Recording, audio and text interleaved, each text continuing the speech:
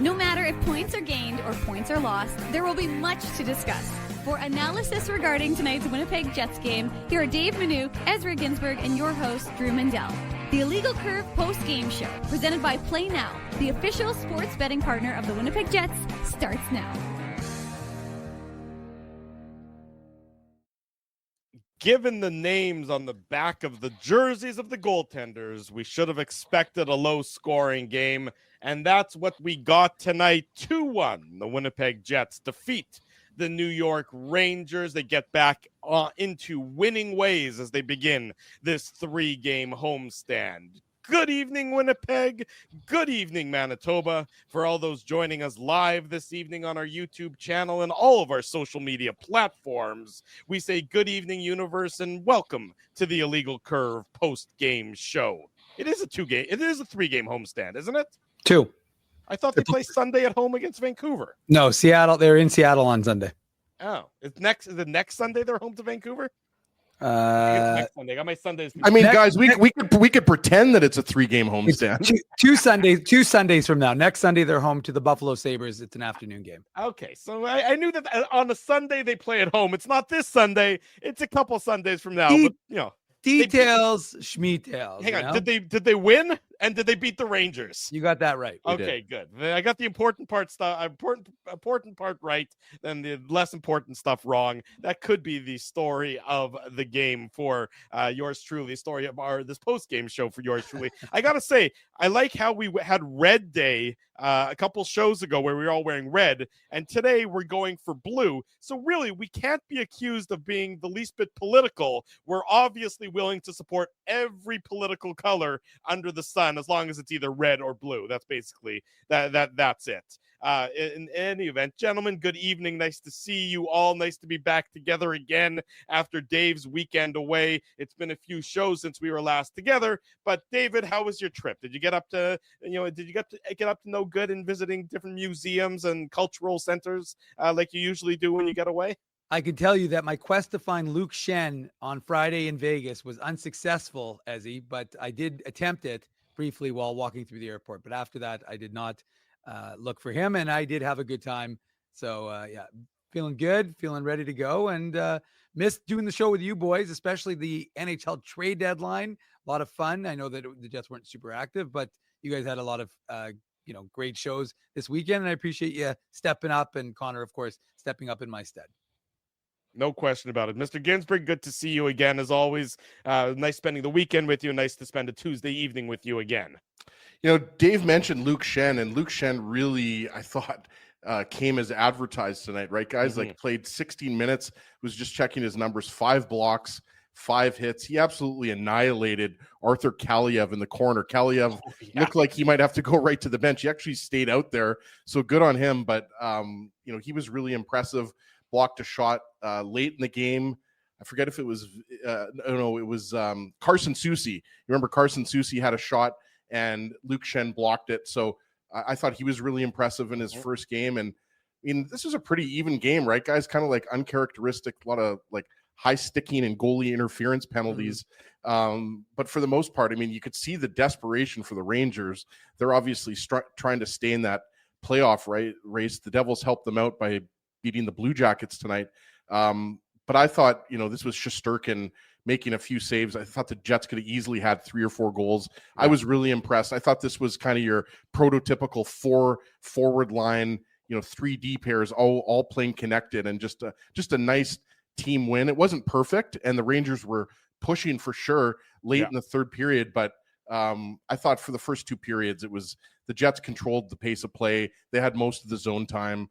And it was a well-deserved win, I'd say. So I agree with you on everything you just said, Ezzy, and it's really weird because I went to Natural Stat Trick at the end of the second period just to see what the numbers were, and the 5-on-5 numbers were in the Rangers' favor in terms of possession, in terms of shot attempts and things of that nature. High danger chances were far more in the Jets' favor at 5-on-5. So it was one of those sort of weird games where if you believe Natural Stat Trick and you believe some of those numbers, numbers. The shot attempts, the Rangers had the lead, but the Jets, in terms of the better chances, were certainly the victor in that column as well as on the scoreboard. A number of big saves by Igor Shesterkin in the course of this game. The Jets had, I think 2 or 3 breakaways that I can think of immediately. Vlad Nemesnikov had one. Yep. Adam Lowry had Yep. one. Cole Perfetti had sort of a partial one. So Shesterkin obviously came out very big for the New York Rangers. Connor Hellebuck wasn't overwhelmingly tested, but when he needed to be, he was there, of course, for the Winnipeg Jets. And at the end of the game there, you saw the Rangers players, a number of them put up their hands thinking Mika Zibanejad had tied the game, but he shot it wide from a point-blank range at home. I said, well, that's a goal for the Rangers, just the way the puck was bouncing, and he was all alone, left by himself. And he just, with a bouncing puck, he just, basically hooked it. If you want to use a golfing reference now that I think Shooters is open for an outdoor driving range, he just hooked it wide, and the Rangers, at least 2 of the players that were on the ice, had their hands up in celebration for a goal that was not to be, Dave. Yeah, no, there were a lot of plays where I was like, oh, that looks like it could be in. That looks like it could be in, but there's a reason why he's called the greatest goalie in the NHL and is likely going to win the Vezina and get a lot of hard consideration because he makes plays, he breaks them up, and ones that you think are going to end up in the back of the net, or even sometimes he looks like he thinks is going to end up in the back of the net, are stopped. And so, yeah, like you said from the outset, Drew, wasn't expecting this to be a high scoring game. It's interesting because the Rangers power play, I looked at it with Jets last played the Rangers on the 50 games ago. Exactly. Mm-hmm. And at the time, which was only 16 games into the season, the Rangers had the first best PK and the 6th best power play. Their power play is best different than the word best. First. Well, yeah, that's a good point. I guess it was a little redundant, but let's make your life easier. Just say the word best. Fine. But I like the number. I like the numerical element of it. But regardless of that, this is the first best podcast, if you ask me. But the Rangers had fallen off. Their PK was still very good at third best. I got you. I've got you. I got you all tied up in knots. You do. And then they'd fallen off a little bit with the PK down to 24th or power play. Sorry, back down to 24th. So when they scored as on their power play, you're like, oh, well, that's a little unexpected. But you said it, and as he was saying it, this is a desperate team. Ottawa won tonight. Mm-hmm. That was not good for them, and they need points. And one thing I want to say before, I know we're going to hear from the Matt Frost, from Scott O'Neill and the Matt Frost, but I liked the class the organization showed to Sam Rosen, Hall of Fame play-by-play voice of the New York Rangers for the last 40 years.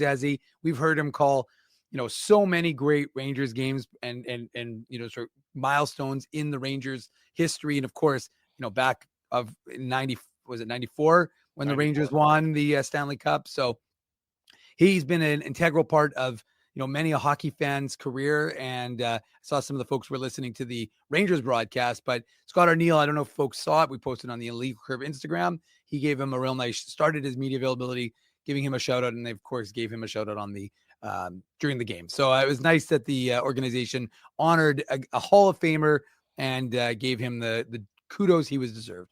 Yeah, first best and analyst Ginsburg. What did you think about Morgan Barron up the middle tonight? Because this is now his 2nd game, if I'm not mistaken, where he's been part of that new looks 4th line for the Winnipeg Jets. I thought that he was very good, and I really do like sort of what he's bringing to the Winnipeg Jets as that more physical 4th line center, as opposed to the speed element that Rasmus Kupari primarily brought in that role. Yeah, it's unfortunate that goal was disallowed because Morgan Barron did some really good work, not just going to the net, but prior to that, he won a puck battle with Mika Zibanejad, and he was noticeable tonight. He's definitely reminding us that he's a center, and obviously, the Jets have Rasmus Kupari who can fill that 4th line center role nicely. He has for the most part, but I like Morgan Barron's game. He obviously doesn't have a lot of goals and points to show this year.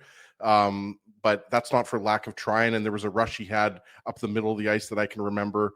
Iafallo hit him with a pass. I think it was, or Tanev hit him with a pass, and he had a decent scoring chance. So I like it. I mean, so there's always, the unfortunate situation that Rasmus Kupari and David Gustafsson are going to be, on the outside looking in. But I really like the makeup of that line. And you're seeing, when they're getting their shifts, and obviously they're not in a game like this, a 2-1 game. What were they, around probably 8 or 9 minutes as a line each? Tanev looking 9:44. Morgan Barron was 9:36. And Iafallo. And then Iafallo was at 13:40 because he obviously that's elevated with the shorthanded time and the power and the power play minutes as well. Right, exactly. So I really liked how they looked tonight. Yeah, they were. I thought they were effective. Sounds like Scott Arniel is very close to approaching the dais in the Matt Frost Media Center. So as soon as he does, we'll bring him in here on the Illegal Curve post-game show. Of course, it's presented by our friends at Play Now. They're the title sponsor for all of the Illegal Curve programming. But that fourth line, I like what Barron's bringing there, Dave. So piggybacking on what Ezzy was saying there, given the opportunity, he himself spoke sort of about how he considers himself or thinks of himself first and foremost as a center. Obviously, he's willing to play anywhere in the lineup, wherever the Jets need him. But we really haven't seen him up the middle very much at all this year, except for the last couple games. But all of a sudden, it looks like he's almost a more rejuvenated player in that role, more noticeable than some of the games when he's been on the wing. Of course, he had that injury bug for a little while, but I like what he's bringing up that middle, and all of a sudden the Jets are a little more physical on that fourth line with him, and everyone can play a little bit bigger and a little bit taller as a result of his presence down low. Yeah, and that physicality. I mean, he went to the front of the net. That ends up costing the Jets a goal. Right, that he was, and it was close. I mean, it was kind of hard with the angles they were showing because, and we'll talk about it obviously during the game recap. Mm-hmm. But I, look, we've all said, and I want to give Ezzy credit because I feel like he's been in charge of the Morgan Barron, give him more minutes, give him more opportunity train. Not that any of us are licensed to drive a train, but if they were, then Ezzy would be on that one. And I just think that, what is that, a class 7 license? What is that? I'm not sure exactly. But yeah, I just think it's one of those things that you wanted to see. You knew that there was more from him possible, and you were waiting to see it kind of unleashed. And if it ends up being that it's because he's up the middle, then that's going to be good for the Winnipeg Jets because maybe he feels more engaged in the game. But you're right. A lot of these guys, we forget, have played a position for their entire careers. Mm-hmm. And then, they're moved. It's like you forget, Dave, that Cole Perfetti was a center his whole career, right? Yeah, exactly. And then, but I remember which player I was talking to. And they said, I don't remember. I was talking with one of the players recently and I said something about playing. He's like, well, I played winger in college. Here's Scott Arniel. Tight one. What do you think the way you guys played? That was a hard fought game. We know how desperate the Rangers are going to be, and we certainly saw that. And that was at times got into a little bit of a track meet going both ways. But both specialty teams had to obviously step up. And it was a good game, good goaltending, and we come out on the right side of it. How would you describe the impact Luke Shen made? A big one. I think that ran into some people, a couple of big shot blocks. Keeps the game simple, like we talked about this morning or yesterday. Makes a good first pass. Recognizes what's at him. I thought, I'm sure there was lots of nerves coming in here. And first game against a team like the Rangers, that was a real good first showing. And what was your reaction to the goalie interference call? You could see Barron's foot. We would have called it. It's probably the best way I can answer that.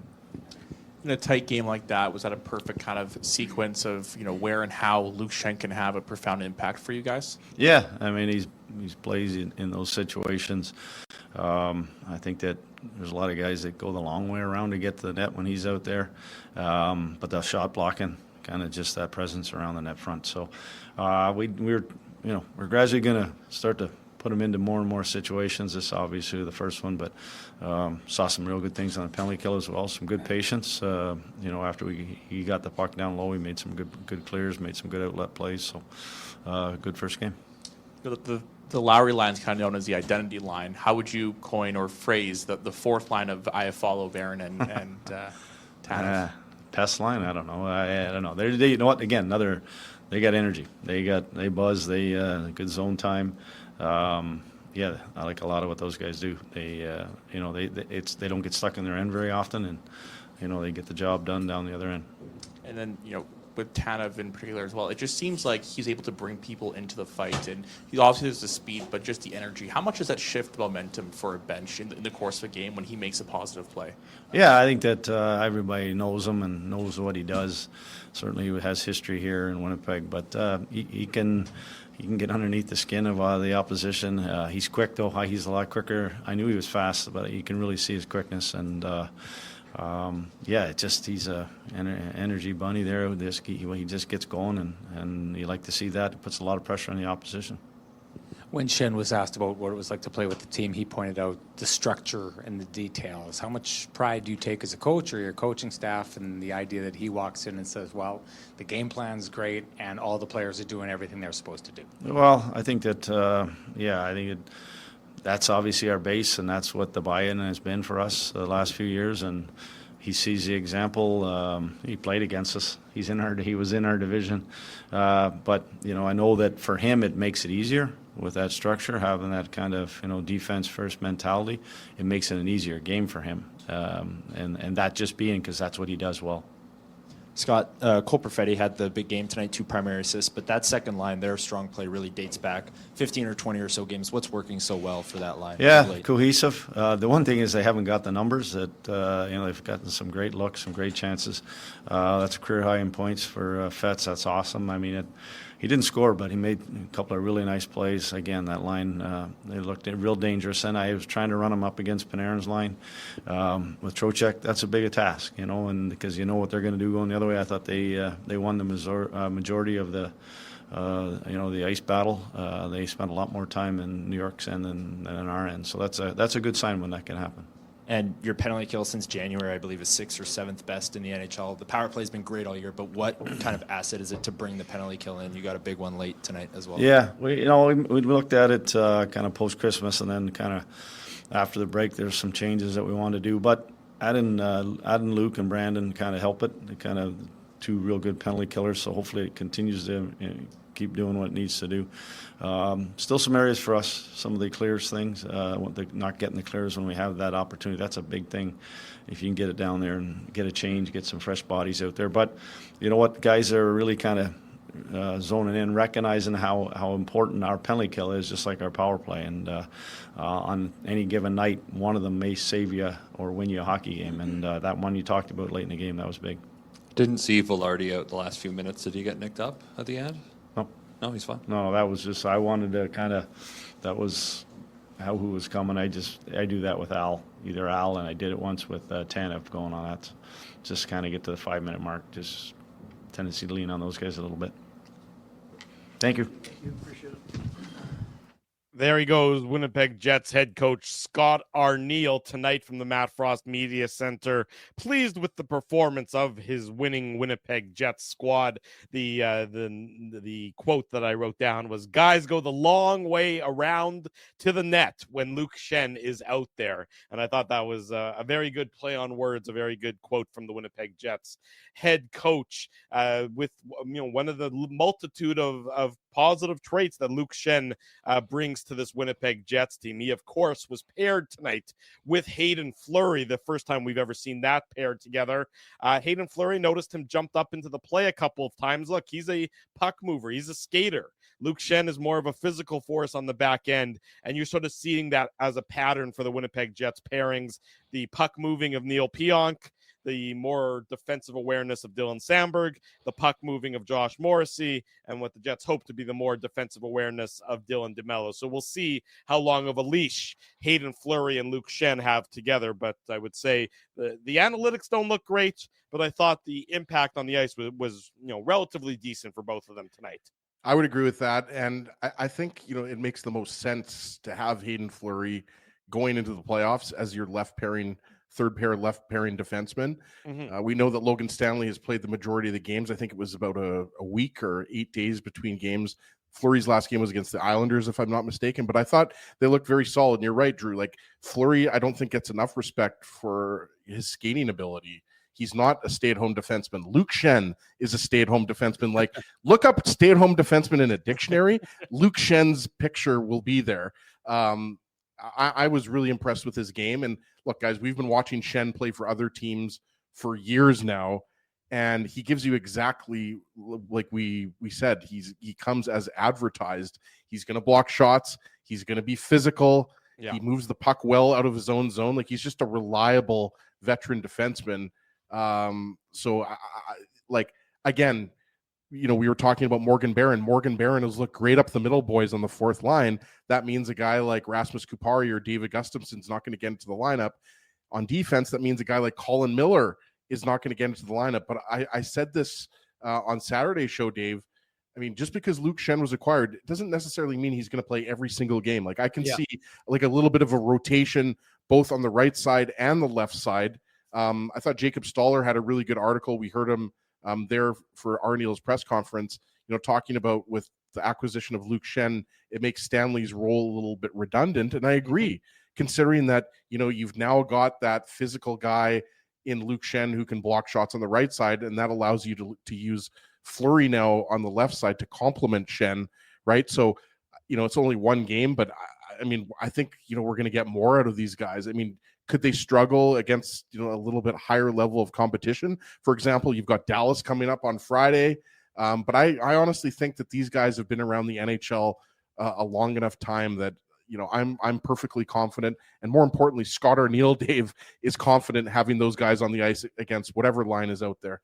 Well, to your point, Desi, it's, you go through this league, and maybe with the exception of Vegas, who has what I would describe as one of the deepest defenses in this league, most third pairings are going to struggle against top competition. I guess it's just a matter of to what degree and how serious are those struggles. And, obviously, come the playoff time, we'll find out if that third pairing for the Winnipeg Jets is able to hold their own. But interesting, Dave, that this is the first game all season long where Logan Stanley has been a healthy scratch for the Winnipeg Jets. That he's been a regular in this lineup when healthy. Now, he's had a couple stints of being out of the lineup due to injury, but this is his first healthy scratch all season long. Yeah, and that's not he had a rough game, let's put it that way, to be kind, in Carolina, and the Jets, of course, lost that Colin one. Miller, who's also out of the lineup. Well, that's what I mean. I'm not blaming Logan Stanley alone. I'm saying that the pairing had a rough game, and as a result, they're both that I think is the key, is that they're both sitting, and that's because you have depth. So further to the point that was just made by Ez, you don't necessarily expect that Luke Schenn is going to play every single game for the remainder of the season. Now, they're going to want to give him some runway because he's going to need to get acclimatized to playing with this group of players. And, the guy has over 1,000 games in the NHL. It's not going to take him a long time. And that was one of the questions that was asked of Hayden Fleury this morning when he spoke after morning skate, was just, how long would something like this take in terms of forming chemistry? And he said, look, Hayden Fleury, of course, who played in his 300th NHL game today.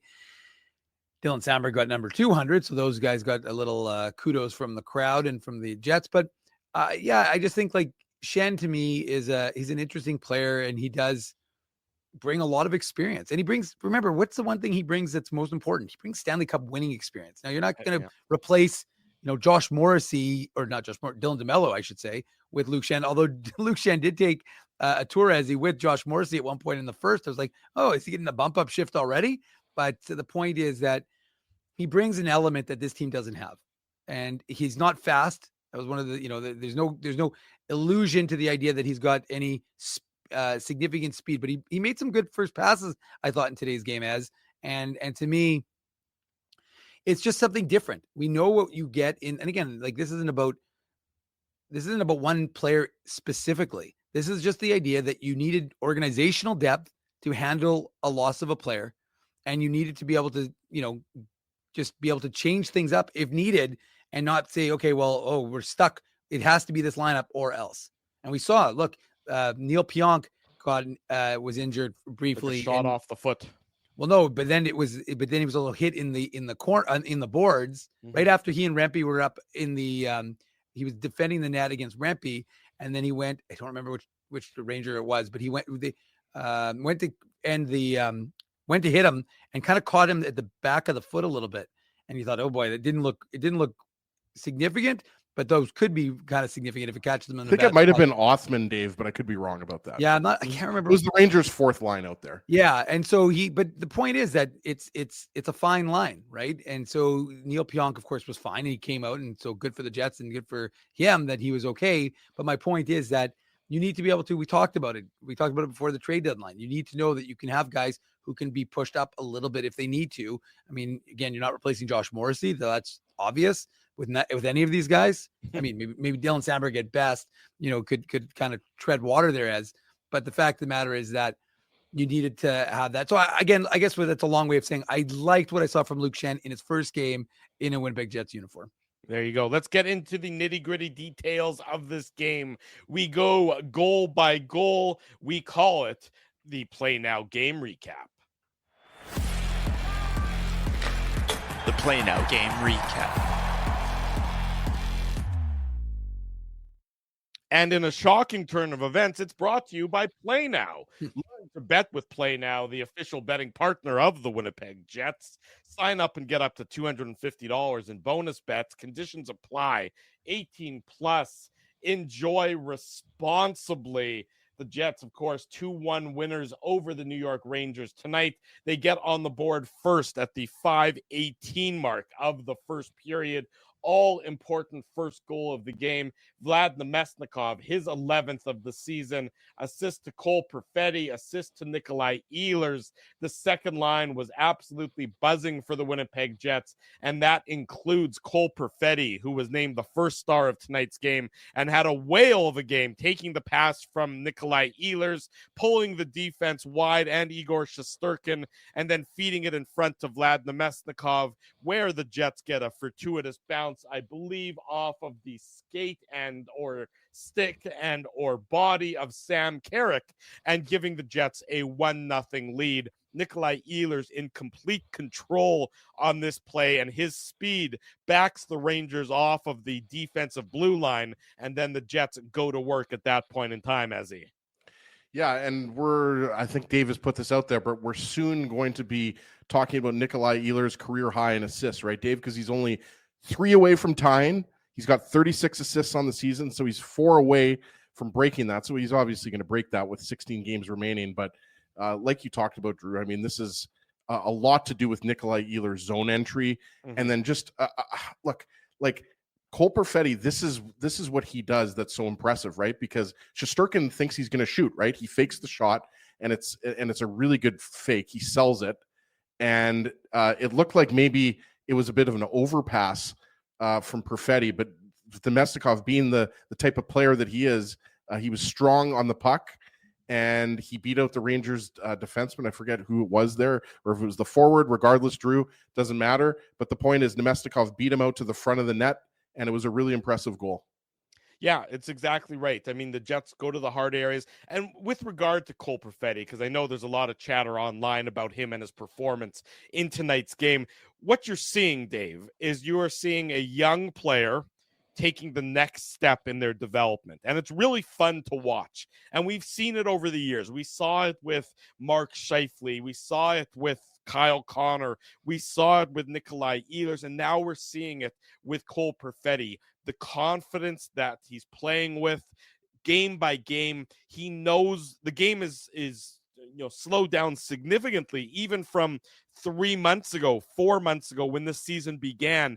And you just see it as you're getting closer and closer as the season goes on, that he feels that he is now sort of beginning to harness everything and is willing to be a driver and not just a passenger.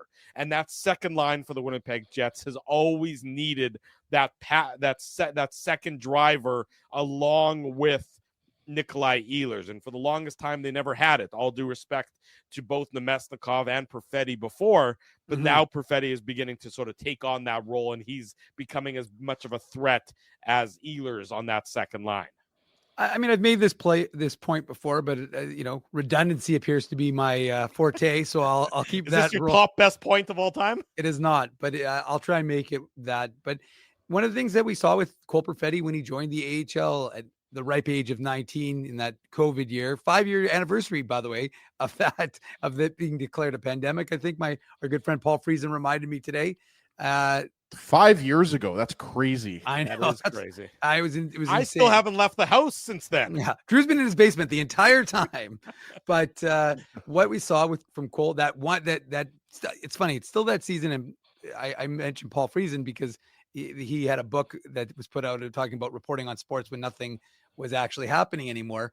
Yeah. And I said, you should have included the year I spent watching AHL hockey games without anybody else around, me and AHL officials, and the players. I know it's been 5 years, but that was very bizarre. It was like Dave had a key to the rink that year. He was also the Zamboni driver. He was the janitorial staff. I loved when I went to Hockey for All Center and Dave was serving me popcorn. That's right. I had a lot of roles that year, but I'm just saying it was just a very unusual lasagna year. Though. No, not lasagna or pierogies. But anyways, the fact is that, that year with Cole Perfetti, he was picking up points in the all Canadian division, as folks will remember. But he was getting them from the outside. He was not going to the hard areas. And then at some point it kind of clicked and you started to see him. And Pascal Vincent, of course, the former Jets assistant coach, who's head coach, now head coach in Laval. He talked about the change you're going to see in Perfetti's game. And eventually he'll get there as he gets more confident in the American Hockey League playing against men. And similarly, in the NHL, it takes a while for these guys. And he's not a big guy and he had to figure out how to use his size. Thank you, Snacktoba. I did do a great job on the national anthem. Yes. I did not During butcher. the COVID year is what we're saying, not tonight's game. No. I was not one of the 4 ladies singing the national anthem on International Women's Day. That's true, Drew. But The fact matters that I'm just saying with Perfetti, and you saw it like COVID Bear when you were singing it. Yeah, there's Soul Bear and there's COVID Bear. But no, I again, what I'm saying is that it was, to me, what triggered that thought was the play he made where he cut to the middle. I think he took on 3 Rangers heads. And he still managed to get a good little chance. That was a great rush. Yeah. And that to me was the play that I was expecting from him, was that those are the types of plays that show me this guy's got more confidence. And like I said, it's just this weird evolution in his play ever since he became Perfetti, which now is a couple months games now. ago, 20 games ago. It was quite a while ago. You've just seen that game kind of turn. And I'm not anointing him the greatest player of all, but he eclipsed his career high in points tonight. He got to the 40-point mark for the first time in his career. He could finish somewhere in the close to 50-point range. Well, I agree with Phyllis. Make sure you smash that like button. And I want to remind folks, if you Phyllis doesn't like it, Dave, when people don't smash the like button. Right. You don't want to be on Phyllis's bad side either, folks. And the one thing I was going to suggest, folks, is that, remember, if you're listening to the show after the fact, if you're listening to the podcast, but you have a YouTube account, there's nothing stopping you from going to YouTube and smash and like. We take likes after the fact. It does not have to be a live like. We will take all likes. And there's also nothing stopping you from creating multiple Gmail accounts and liking them. Yes, we want you to each have 10 accounts and like it. No. But anyways, we're running our own Russian bot farm here. Is what we're doing. Yeah. That's what if we're we could doing figure out how, trust me, folks, if we could figure out how to do that, we would do that, but we can't. So we'll stick to what we're doing, which is the organic way.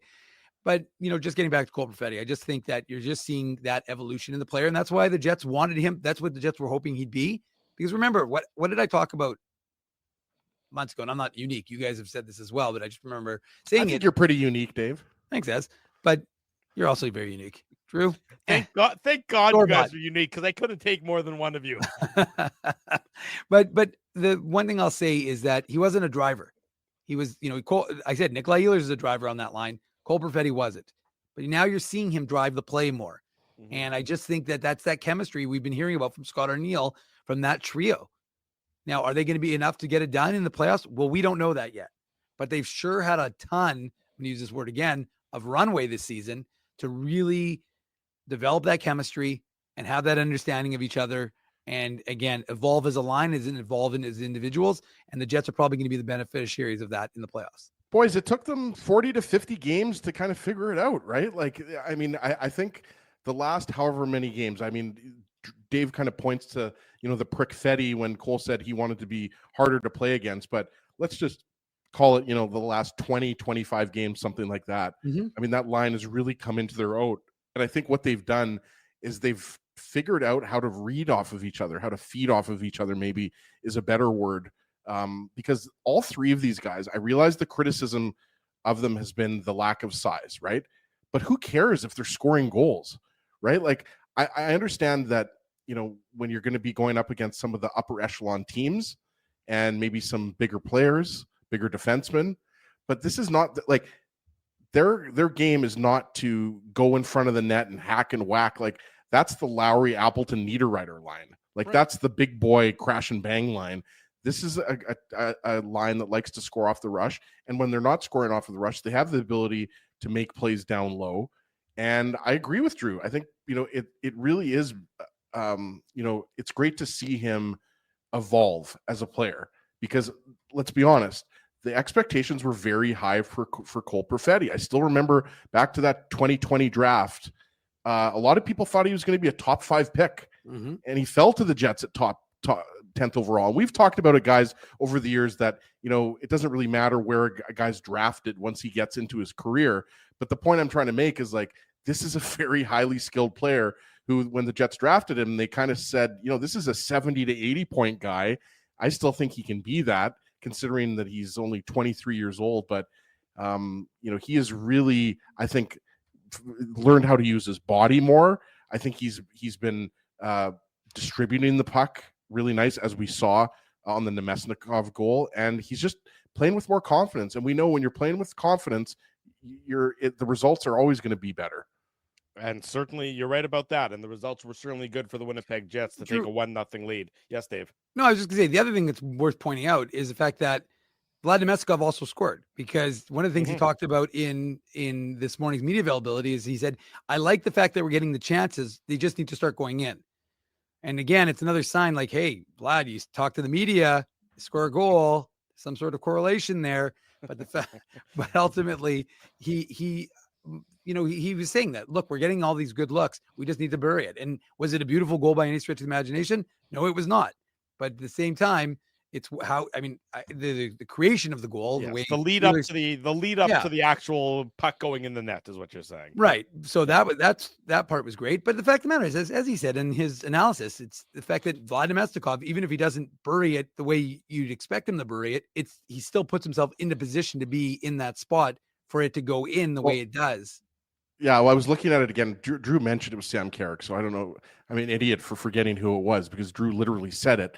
But I thought it was maybe Carrick who put it into his own net. It was kind of weird because, looking on the replay, Nemesnikov didn't get all of it. You could see it during the game. So at the end of the day, it doesn't matter. It counts regardless. But, the fact is, it was the work that was done before the goal was happened. It was all the speed, pushing the Rangers defense back, and then Perfetti faking that shot and drawing the Rangers to him.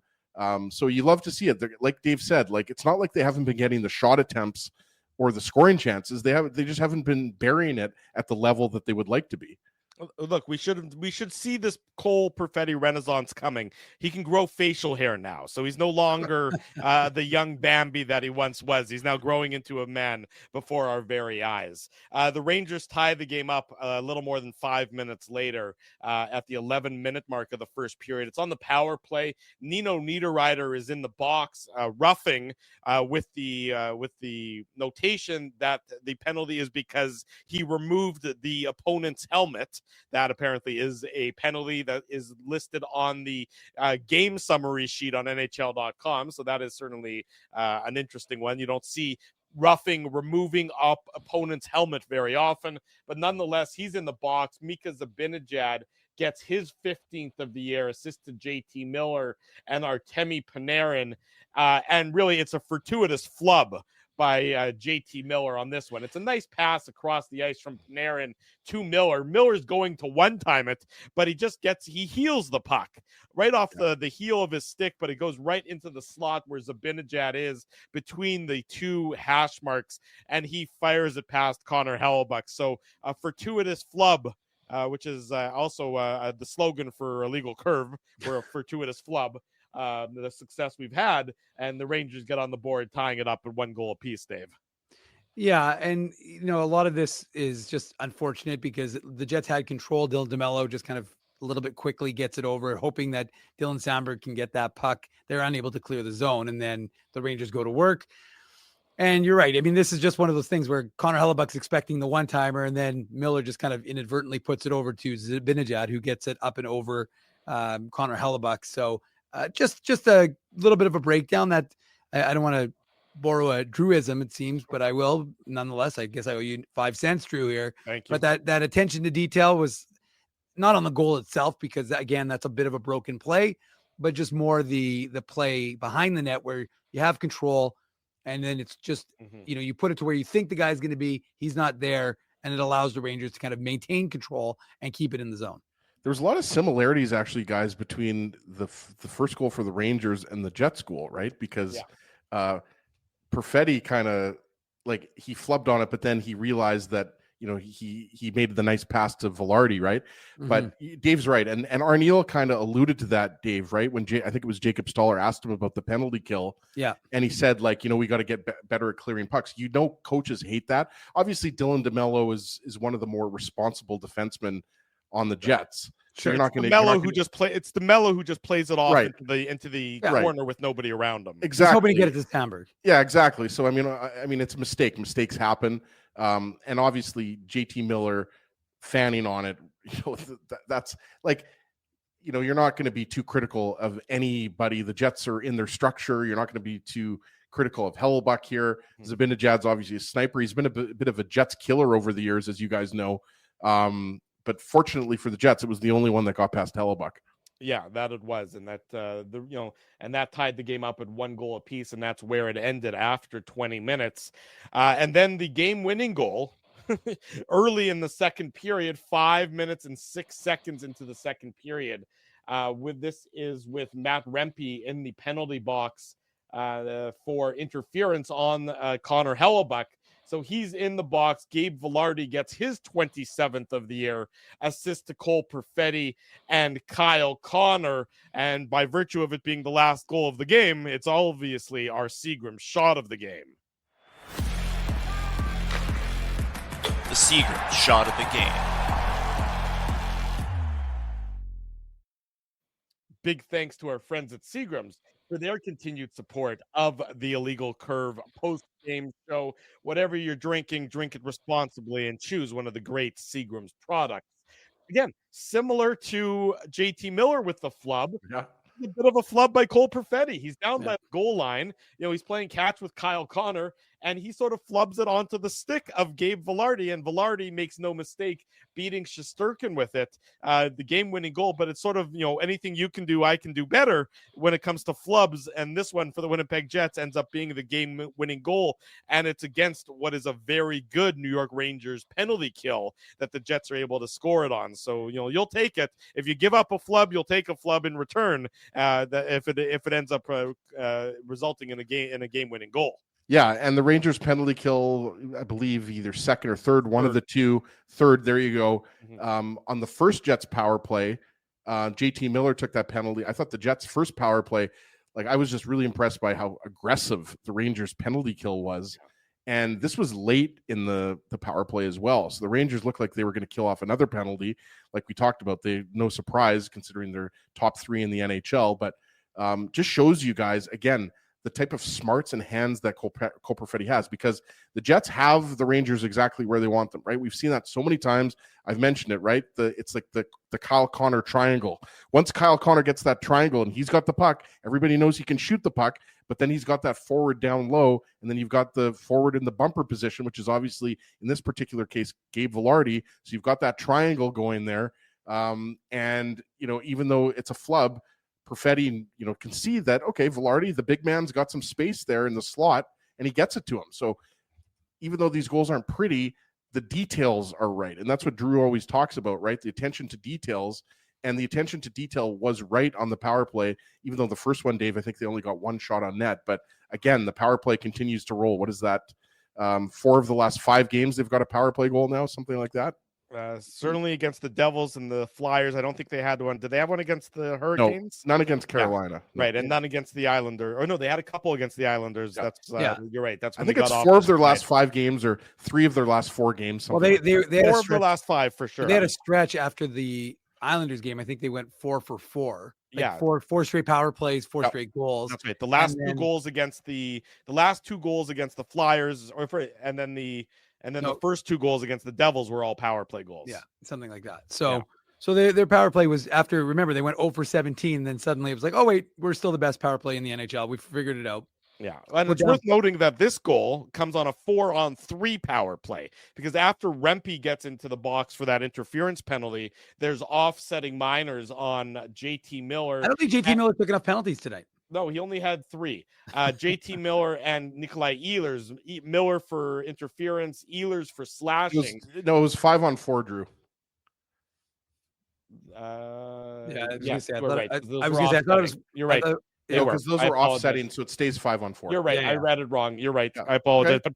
But Perfetti's on It's all the good. ice because Ehlers isn't. That's what I meant to say in this instance. That's correct. Yeah. So Yeah. Ehlers, Perfetti gets a bump up shift with as our buddy Dan Robertson likes to say a whole bunch on the broadcast. Same with Kevin. So Ehlers or Perfetti gets the opportunity to play with that first power play unit and makes the most of it in what is a very impressive game for him tonight. Yeah, and this is another. I like that O word, opportunity, and here's an opportunity for Cole Perfetti to show what he can do. And yeah, I mean, look, he flubs it initially, but the point is that he gets his own kind of mistake or miscue back, and then puts it right on Gabriel Velarde's stick, and Gabriel Velarde makes no mistake. And look, he's got 27 goals, 60 points. He's never had a 60-point season in his career. So that's a big moment for Gabriel Velarde. And this was his first in 8 games, if I'm not mistaken, as well. Yeah. Right. Okay, so then for both of them, because I know Nemestikov, it was his first in 8th game. Yeah, but Velarde had been in a bit of a schneid as well when it came to the goal scoring as well. There's a bunch of guys, right? And I saw it in the chat earlier. Nino Niederreiter hasn't scored in like 11 games, and you can see the frustration a little bit with him. Maybe that's why he's ripping helmets off of guys. But the fact is that it's a nice little play in the Jets power play against a very good, like I said earlier in the show, 3rd best penalty kill in the NHL. There, I could use it, Drew, but they were able to get through and proved to be, of course, the game-winning goal. And on it, Cole Perfetti gets to the 40-point mark. So, as I said earlier in the game, he set his new career high for points, and now he hit the 40-point mark, obviously, for the first time. Absolutely. And to your point, Drew, Velarde's last goal was against St. Louis, the first game after the Four Nations. So, I mean, tying goal late in the 3rd period. He had the tying goal on the tip against the Blues on that Saturday night. And Perfetti, as he just for reference, it was about 6 weeks ago. So you're right; it has been quite a long time since he was. Since I think was that against Colorado where he had the hat trick. You're asking me too many. That's my brain power is limited, but it sounds right. But that's a long time ago for me to have to think back on at this point in time. Utah. 2-1 is the score at that point in time. 2-1 is the final. Largely thanks to Igor Shesterkin, because the Jets had certainly opportunities. They did get another goal, Dylan DeMello, but it was called back with Morgan Barron being called for goaltender interference. Not a penalty, but the puck, the play being taken off the board, the goal being taken off the board. I thought it was the right call. It's beginning to make sense. Yeah. Goaltender interference. They finally figured it out. If you go into the blue paint on your own and you impede the goaltender in any way, shape, or form, the goal isn't going to count. And they're giving the opponent the benefit of the doubt a little bit as well. Was there an opportunity for Barron to get out of the paint? Maybe. Was he prevented from doing so by the Rangers defender? Maybe, but he went there in the first place. So if you go in there in the first place, they're not going to be lenient on you when it comes to reviewing if it's a goal or not. It seems pretty cut and dry. Of course, I say that now until the first time that the standard changes again, probably game 1 of the playoffs. But for the Jets, what would have been an insurance marker is taken off the board. Yeah, and they were obviously able to pull it out. Despite that, I mean, Mika Zibanejad had a glorious chance with a couple minutes left, and he was looking up to the Canada Life Center rafters, Dave, and it's unfortunate that goal by DeMello didn't count, not only because DeMello is obviously not a guy that scores a lot, but because of the work that Barron did, beating Zibanejad to a puck battle there and then making his way to the net and, causing Shesterkin to have him to worry about at the side of the net. But he just, unfortunately, as we all saw on the replay, he just, his right skate got caught up with Shesterkin's skate. But for a second there, it looked like, he wasn't going to get goaltender interference. But then the other angle obviously showed that it was clearly goalie interference with the skate connecting with Shesterkin's skate or pad. So you're right, Drew. I mean, it was the right call. And, good on the Jets for winning a tight game and, making sure that the Rangers didn't tie this game up, because like we've talked about so many times, this is the point of the year where you need to get clean 2 points. Yeah. You need to keep Dallas in the rear view mirror. You got to keep that 8-point difference between Dallas. And look, I think Dallas still has a game in hand. No, they have 2 games in hand, right? Yeah. So, I mean, if the Jets and Stars had the same amount of games played, you'd say, well, 8 points, they're not coming back, but they do have those 2 games in hand. That's why Friday's game, boys. 2 more games against the Jets, has he? Yes. Yeah. So that's why Friday's game, I mean, let's drop the puck now. I can't wait. Well, I'll tell you what. Let's go to break. Hold on, Sorry, Drew, Dave. Quickly, so before. one quick thing. I was going to say, and what would have been insult to injury on Dylan DeMello was not only if he would have had his goal disallowed, but then he gets the high sticking penalty, gives the Rangers the power play opportunity. And had they scored, so he not only would they have lost the goal, but he would have been somewhat directly responsible for the goal against.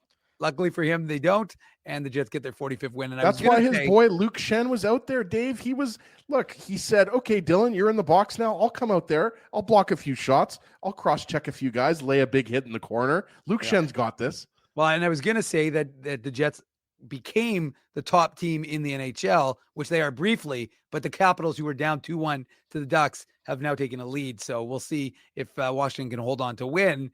Then the Jets will, of course, slide back down to second.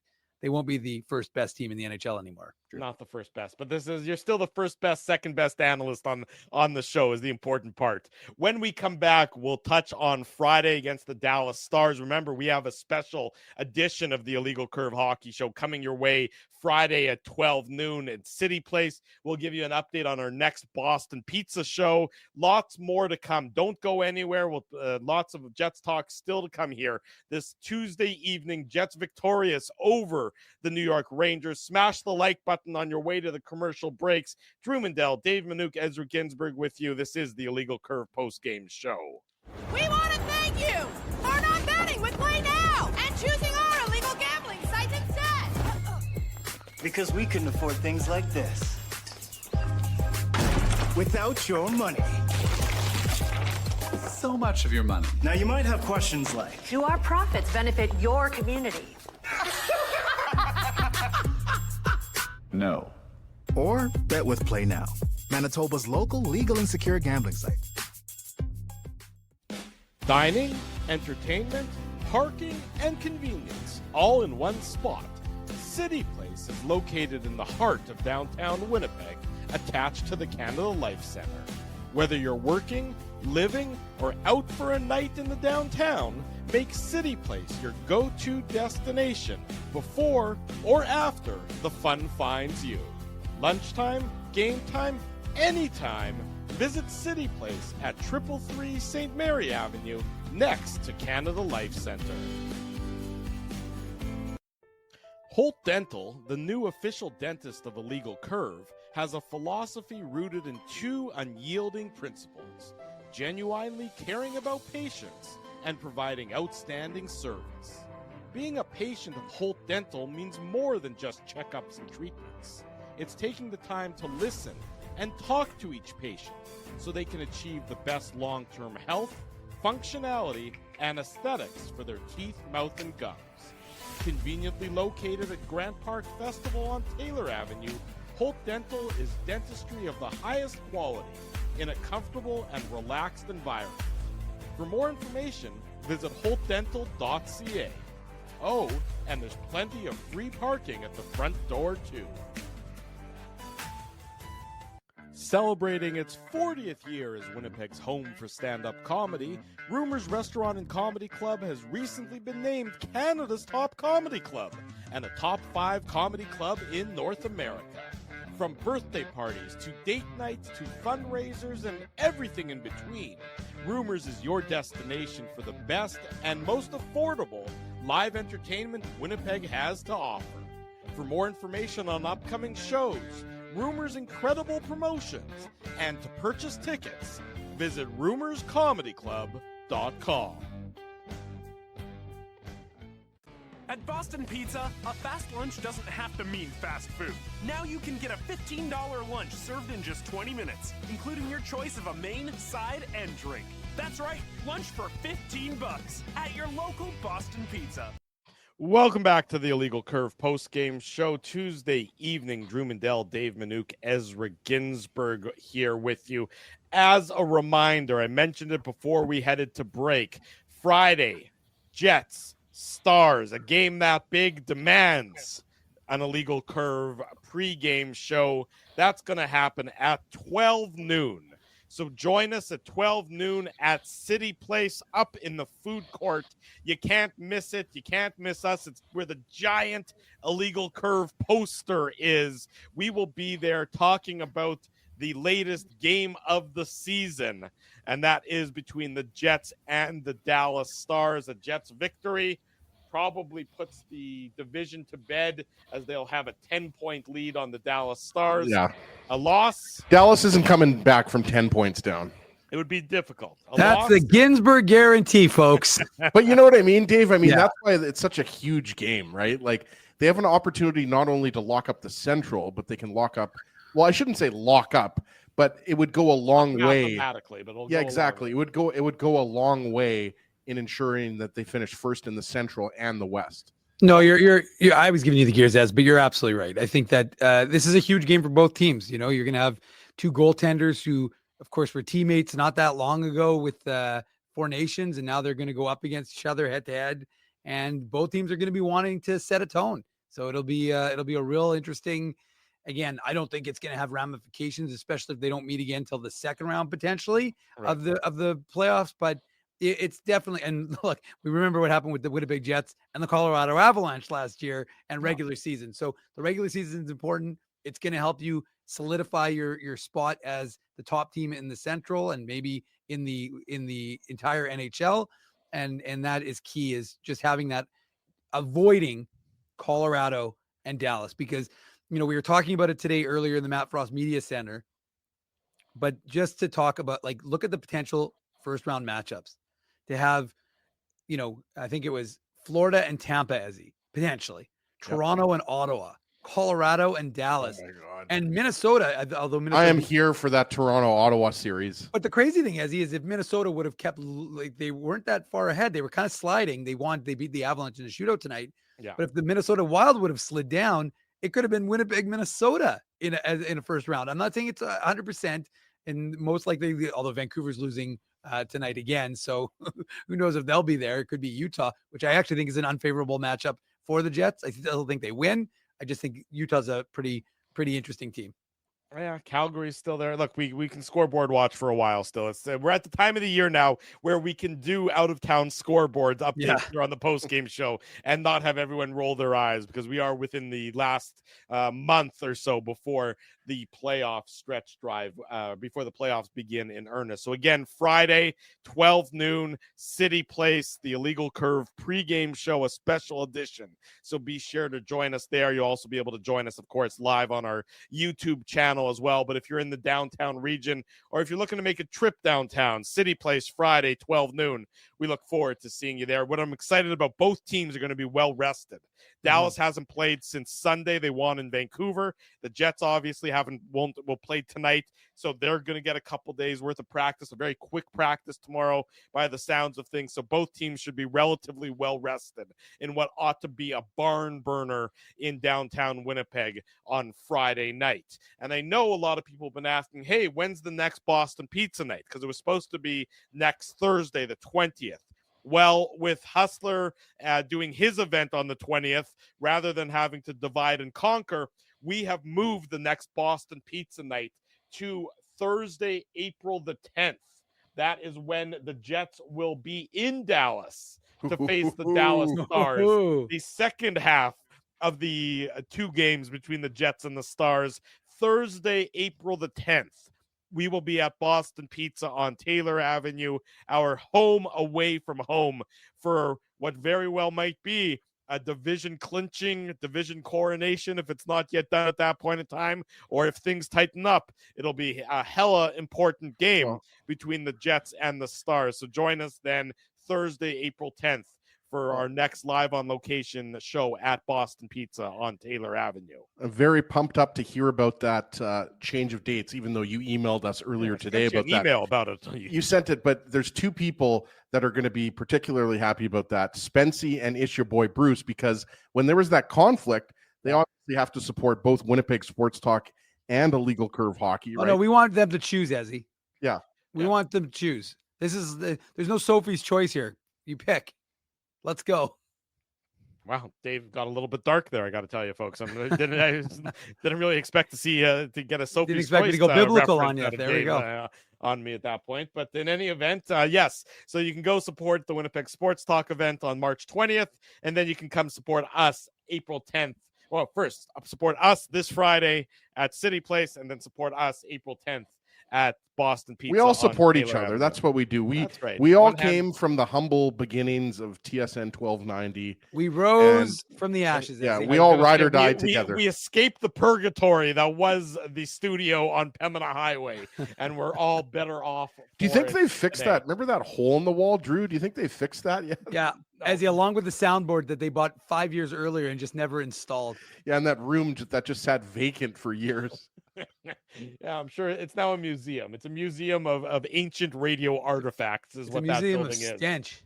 Yeah, Stench is what I tell you. Yeah, that's all. That Yeah, was all for anybody who didn't get a chance to come into the TSN 1290 studios. There was definitely an interesting smell that was a combination of a hockey dressing room, pizza, Remus.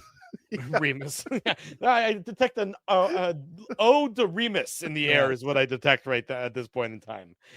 In any event, the Jets 2-1 victors over the New York Rangers tonight, Friday night, 12 o'clock at City Place, and then the post-game show will be at around 9:45. So you know that's going to be a big one on Friday night. So be sure to lock in and join us there. If you haven't already done so, smash the like button, subscribe to the podcast, subscribe to the YouTube channel, and of course, turn your notifications curse us, on. Drew.